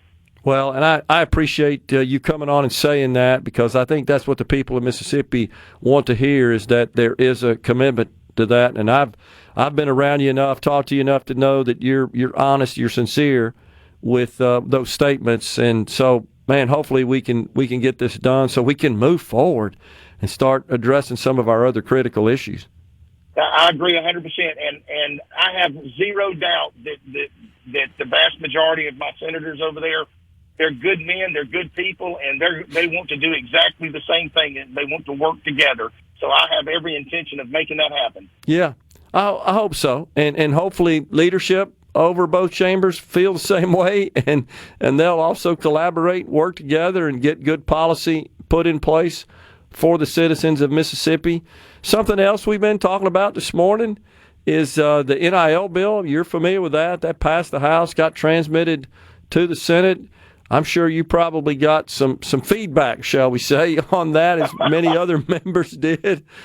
And, it doesn't amount to a whole lot of money. I've explained that on the program today, but it's one of those things where maybe the optics are less than optimum, that they're just some people that feel like we're carving out some special concessions here for a small group. I agree. I think that the optics of it were worse than the reality of it. The bottom line is that, and as you well know, I mean, Tennessee, Florida, there's several states out there that already have this, whether they have no income tax already. It was to really and truly to give us an opportunity to bring in those big names so that we could have an opportunity for these athletes to lead our universities to whatever championships or bowl games or whatever. And I'd like to point out that whenever you have these big names that come and they're playing for you, the tax revenue that is garnered in your communities because of how good your university's doing, it is tremendously overwhelming. Yeah. The amount of money that's made as opposed to what little bit of income tax that would be paid off of those NIL programs. So I understand the frustration that a lot of our taxpayers have. I get it. We're on the right path in terms of moving us to an income tax free state. Yep. It's going to take a little time to get there. Bear with us. We'll be there. But the bottom line on any of this is nobody comes to Jackson to try to harm anybody. We're coming for the big picture of making sure that we're able to compete and not just compete from an athletic standpoint, but we want our communities to be able to have the tax revenue that comes with it. And if you don't believe that, look at what happened when Dak Prescott was here at State. Look at what happens when Ole Miss has the really good football team that they had last year, and the revenue that's garnered in those communities, and frankly the taxes that are garnered from the state level. Those are wins. Those are net wins for us. And so I don't want folks to think that there was no rhyme or reason to what we were doing. It was basically the whole thing is we're trying to get to a tax-free, income tax-free state to start with. So this was just one more thing, a tool in the toolbox. If it doesn't make it through this year, frankly, I'll have no heartburn over it whatsoever. Sure. But the bottom line is that was the intent. Well, a couple of things before we go. As you're likely aware, Arkansas became the first state to exempt NIL income from state income tax. Their rate's 3.9%. So it got signed into law by Sarah Huckabee Sanders, their governor. But also, I think, Representative Roberson, you probably agree that the timing of this thing also happening at the same time that it looked like that we were past the point of being able to get a teacher pay raise through and fix the PERS problems. That didn't help either, right? Sure. Absolutely. Anytime people are frustrated and they feel like that their state leaders are arguing about things that they assume to be silly, which frankly some of them are. Yeah. It's frustrating. So I completely get where the frustration comes from. Frankly, I don't necessarily disagree with a lot of the people out there. But the bottom line is that you do have good people in the House and the Senate that are trying to do the good work. We really do. Sometimes we do get in our own way, but that's being human. Yeah. Well, I definitely appreciate you taking the time. I know you're traveling to come on the program today and unravel all this. I'm so glad you did because you corrected me for some misstatements early, and I appreciate you explaining all that. Thanks a lot. Have a great weekend. We'll talk soon. Representative Rob Roberson. Thank you. God bless. You, man. Coming right back in the Element Wealth studio. From the Sebring. And now, the talk that keeps Mississippi talking. Now, on to the real part. Dynamite! On SuperTalk Mississippi. Packing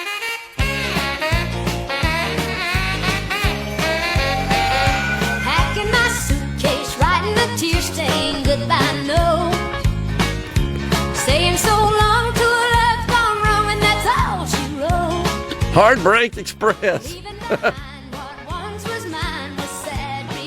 That would be the great Dolly Parton. A most recognizable voice, of course. We're back with you in the Element Well studio. Don't look now, folks, but crude oil just topped $90 a barrel, up 12% today. Kuwait, by the way, said, we ain't producing any more oil because we got no place to put it because they can't ship it.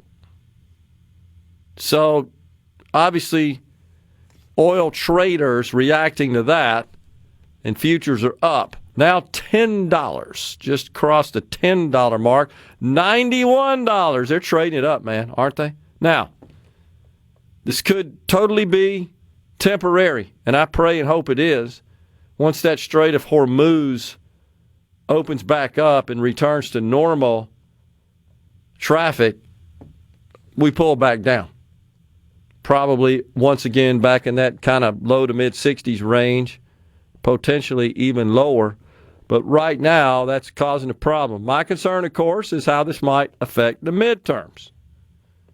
And even if it does pull back, there's some question as to how voters will react. And keep in mind, it's those squishy independents that can go either way that swing the elections where they need to go in your favor to maintain control on the Republican side for the Democrats to obtain control of both sides, both houses there. So the NASDAQ now down 210 points, actually pairing losses, and the Dow also down.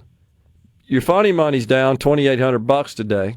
You've probably seen that. The Dow down 560. It's been down as much as 800. So just a lot of uneasiness, a lot of volatility. But really appreciate Representative Rob Roberson for coming on the program today.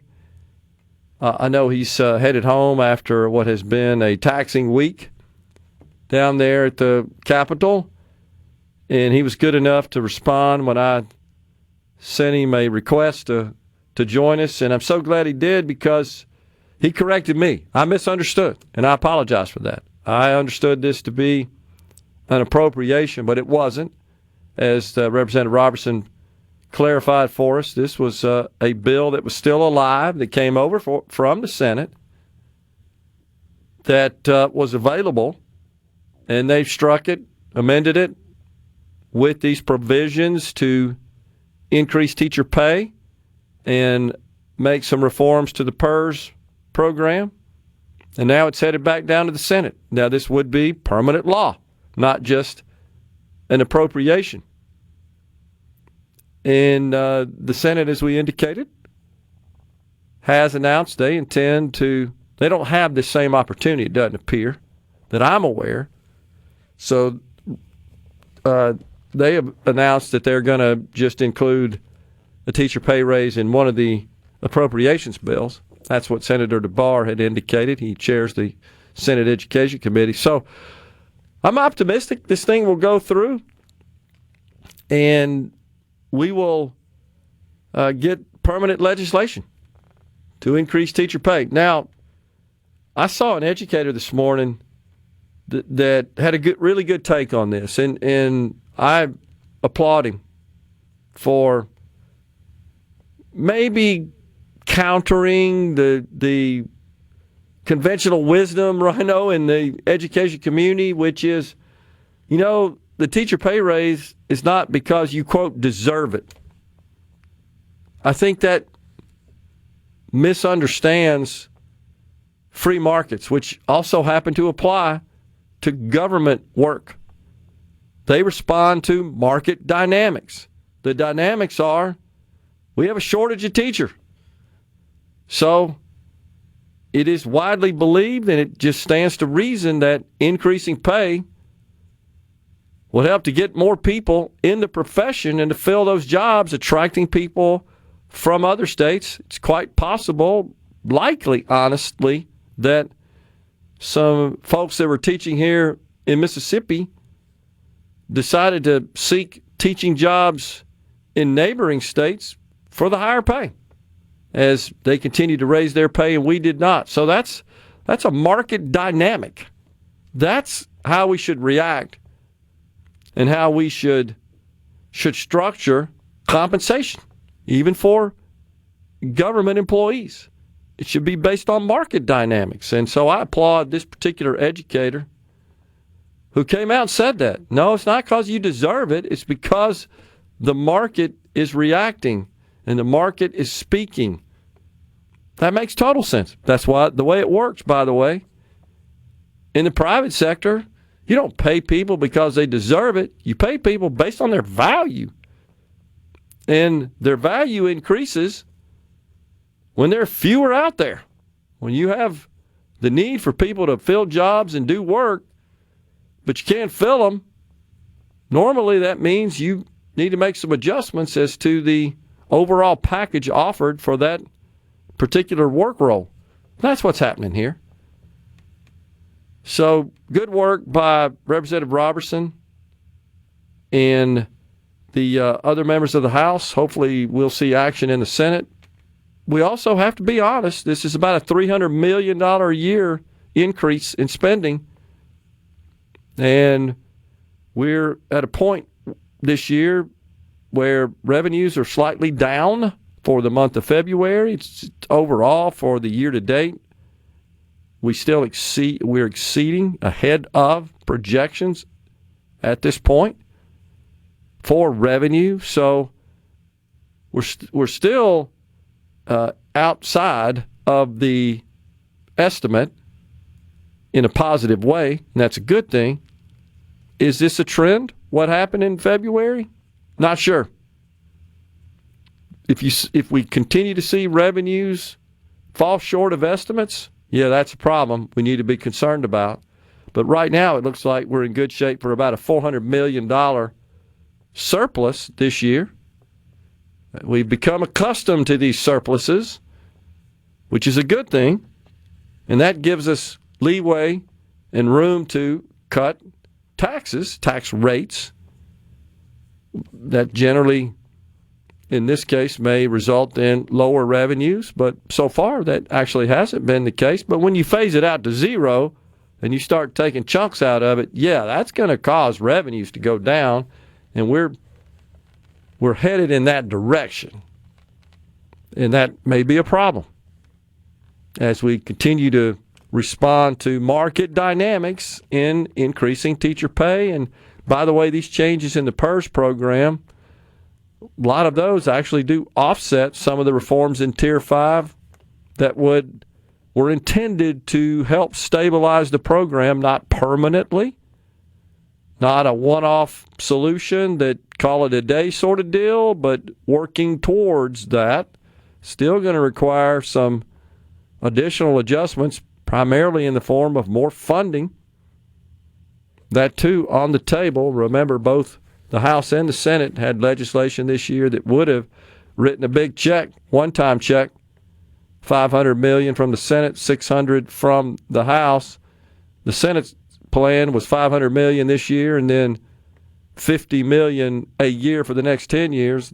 The House had a completely different approach, wanting to enact and create mobile sports betting in the state, allowed that, which also included a $600 million one-time investment and transfer out of the capital expense fund to the PERS program, and then all monies generated by the mobile sports betting platforms, the net proceeds, the taxes from that, would have gone to the PERS program. That was their approach. So the Senate was just write checks, and the House said, well, we're going to write a check, but then we're also going to pass this mobile sports betting deal, which is going to generate revenue that's going to be dedicated to the PERS program. That was my preference, by the way. The latter, sure do wish we could have gotten that through. I think that would have been good for the state. But it didn't. But I'm glad that Representative Roberson did discuss that he believes that both sides really want to take action here with respect to teacher pay raise and correcting some of the problems with the Tier 5 and the PERS program in general, that I think that both sides are sincere in that commitment. But unfortunately, as he said, some of the political dynamics got in the way, and hopefully we can get past that and move forward. But definitely appreciate him coming on. Let's see what else we got here on the C Spire text line. Gary in the Berg says, too much to cover, but the importance of private schools can't be overstated. The city of Hattiesburg would look a lot different if it weren't for the two excellent private schools in the city limits. As for the westward growth here, picture what Ridgeland and Madison would look like today if those areas had never given the incorporated given the proximity to Jackson. I actually agree, Gary, that I think that Madison and Ridgeland had thrived at the decline of Madison at their of Jackson's expense. I think that the mistakes and the problems in Jackson, of course, are what stimulated the growth in the movement out of Jackson into the county to the north, in the southern part of the county in particular. He said, been there a long time, and these trends are creating a lot of population shift to Petal and Sumrall. Coming right back.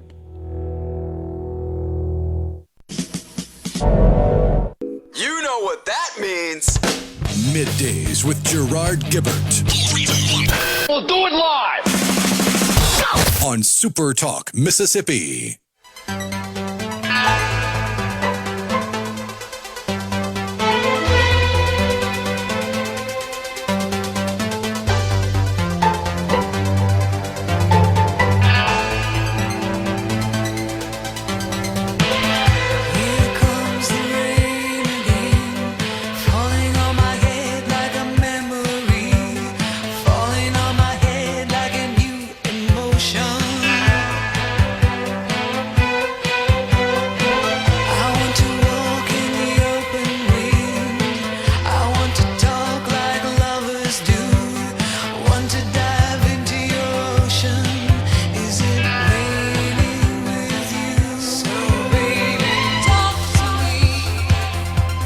Welcome back, everyone. It's Middays. It's the final segment. Winding up what has been a very busy week. So, on the C Spire text line, I'm not sure I know the answer to this, Rhino, and I'm doing a little research to figure it out. Would the first responder rollback to 25 years be inclusive of those on prior tiers, not just Tier 5, which increased it to actually 35 years. So Tier 4, 30 years at any age you could retire. Tier 5, move that to 35 years. And that was seen as a barrier, of course, to recruitment and also just concerns that personnel would not stay around. So I'm not sure if the rollback, the reduction to 25, would apply to the tiers prior to Tier 5 or just Tier 5. We're looking at that right now. I know for sure that it applied to Tier 5. I'm just not sure about Tier 4 and before. It seems a little odd that we would change the number of years to 25 and it only apply to Tier 5, that the ones prior to that would still be stuck at 30. It does seem a little odd. So we're taking a look at that. If we don't get an answer, we'll certainly get on it over the weekend and have something to you next week. Let's see, did you ever address this? This is Larry and Mize. Fear-mongering over data centers of any merit? Like the water used to cool it can never be used again? That's wrong. And will it use up all our groundwater and raise our electric bills? First of all, no. Groundwater, we use way more water flushing toilets than data centers. Like 0.2% of the water consumed in this country comes from data centers. The golf courses use like 16,000 times more water. The most water in this country is used by agriculture. And, of course, we need that for food. But it is absolutely true that you've seen this, Rhino. Flushing toilets consumes more water than data centers do. That's gross misstatement, overstatement, fear-mongering. And, yeah, some of that water is part of the cooling process, even in a closed-loop cooling process, which most data centers employ. Yeah, that is consumed. It's evaporated. It's not returned on a one-for-one basis, although all the big hyperscalers are developing technology right now that would ultimately achieve that.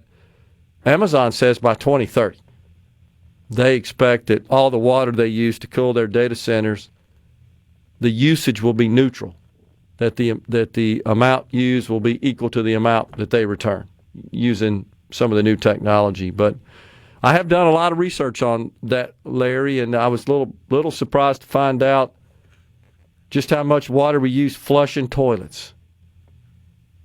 And I don't think we're going to stop flushing toilets anytime soon. The electricity is more a function of planning. It's not a problem that these facilities utilize lots of power. There's no doubt about that. The problem comes when you don't build enough additional capacity from a power utility perspective to satisfy their needs. And second, the concern, of course, is that the companies who build these data centers don't absorb all those costs. You know, the president did get a pledge from all the hyperscalers. I think it's more for optics than anything, because that whole issue is grossly overblown. But he got a pledge yesterday in hand from them. He brought them all to the White House, and they said, yep, we're going to absorb all the incremental costs associated with the additional power needed for our facilities. Here in Mississippi, for example, with respect to the AWS project, Entergy is investing over $3 billion. In fact, we're trying to get Haley Fasackerly, their CEO, talked to one of his assistants yesterday about getting him on next week to give us a rundown of all the things that they're doing. 3 pages from the bottom, the language states, to provide that law enforcement officers, firefighters, and emergency medical service providers who become members of the Public Employees Retirement System on or after March 1st, 2026 shall be entitled to receive a retirement allowance after 25 years of service. Okay, so that means all of them, right? If they join PERS on or after March 1st. Okay, well, that's Tier 5. Yes. Okay, only applies to Tier 5. It's literally 3 pages from the last page. Appreciate you doing it. I know that took the time. Appreciate you doing that research. By the way, Representative Roberson responded about the special ed teachers. He said, no, only special ed teachers with that license actually teaching special ed classes receive the additional $3,000. However, they do get a supplemental in their normal pay. There you go, with respect to the speech teachers. Out of here, back again. Stay safe. God bless. A SuperTalk Mississippi media production.